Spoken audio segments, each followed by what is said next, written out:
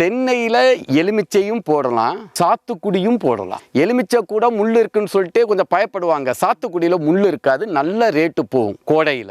எலுமிச்சையும் நல்லது, தென்னைக்கு எந்த பாதிப்பு கிடையாது. ஏன்னா தென்னையினுடைய நிழல்ல எலுமிச்சை வளரலாம், தென்னைக்கு மேலதான் நிழல் விழக்கூடாது. அடுத்து எலுமிச்சை போட்டா அதிக மருந்து அதுக்கு தேவை.